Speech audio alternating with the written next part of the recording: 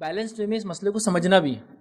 لوگ بولتے ہیں سوشو اکنامیکل کنڈیشن انڈیا کی الگ ہے, آپ کیسا بولتے ہو یہ مسئلہ کیسا کرنا چاہیے. بس سوشو اکنامیکل کنڈیشن تمہارے جو بھی ہوں گے, شریعت تو نہیں بدلتی نا اس وجہ سے.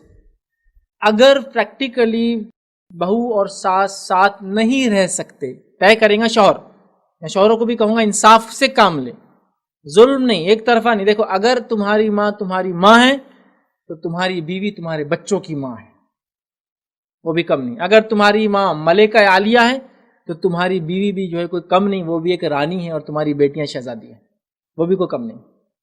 نیچرل ہے. ایک ماں کو حق دینے میں دوسرے کا مکمل مار نہیں سکتے آپ.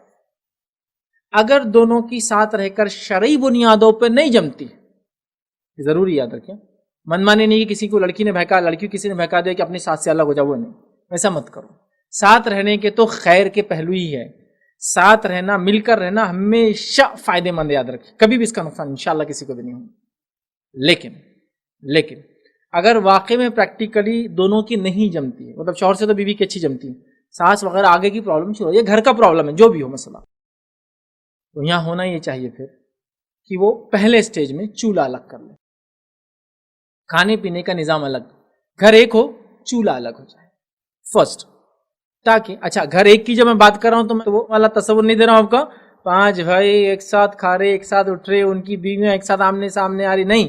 اگر جوائنٹ فیملی بھی ہے تو جوائنٹ فیملی کا پورا اسلامی تصور کے ساتھ بات کر رہا ہوں. اب جوائنٹ سے تھوڑا الگ ہونا ہے تو کم از کم چولہے الگ ہو, بلکہ میں تو کہوں گا ہر انسان جب اپنے بچوں کی شادی کرے چولہے الگ کر کے ہی شادی کرے. میں گھر کا بڑا ہوں, میں اپنے بچوں کی شادی کروں, تمہارا چولہا الگ شادی کے بعد, ہر کسی کا انکم گروپ الگ, تو کھائیں گے الگ. ہاں یہ الگ بات ہے کہ سب لا کے اپنے ماں باپ کو کھلائے, سب ایک دوسرے کو بانٹ کے کھائے, وہ الگ بات ہے. مل کر کھائے, 4 باورچی خانے میں 4 کھانے آئے, وہ ایک الگ بات ہے. سمجھ گیا آپ بات کو؟ پہلا فیس چولہا الگ کر دو. بات پھر بھی نہیں جم رہی تو طلاق حل نہیں. پھر کیا کرو, میاں بیوی اس گھر سے نکل جائے, مطلب بیوی کو الگ رکھے اپنی ماں سے. اب ہمارے پاس ظلم کہاں ہوتا ہے معلوم آپ کو, جب لڑکا بیوی سے مطلب بیوی کو لے کے الگ ہو جاتا ہے تو بیوی اس کو ایسا حل کر دیتی کہ اب ماں کے پاس تمہارے جانا نہیں, بہن سے تمہارے ملنا نہیں. اب یہ اس کی زیادتی ہے, پہلے اس کی ساس کی زیادتی تھی, اب اس کی زیادتی ہے.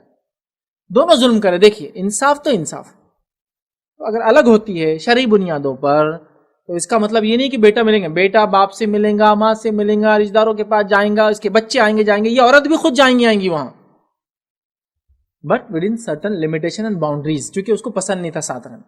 یہ ہوتا ہے طریقہ. ہمارے پاس ایک تو ساتھ رہ کے مر کے ساتھ رہتے ہیں, مطلب گھر تو ایسے ہے کہ ایسے دیوار سے دیوار لگی ہوئی, اور دل ایسے کہ زمین و آسمان کے برابر دور. ایک مسئلہ یہ. دوسرا مسئلہ یہ الگ ہو گئے تو ایسے الگ ہو کہ ماں باپ کا منہ ہی نہیں دیکھتے, دونوں بھی غلط. تو وہاں طلاق کے بدلے کیا ہونا چاہیے تھا آپ کے کیس میں, پہلے باورچی خانے الگ کی ڈیمانڈ, سیکنڈ گھر الگ کرنے کی ڈیمانڈ, اور یہ شرعی بنیادوں پر کوئی قباحت نہیں ہے اس میں.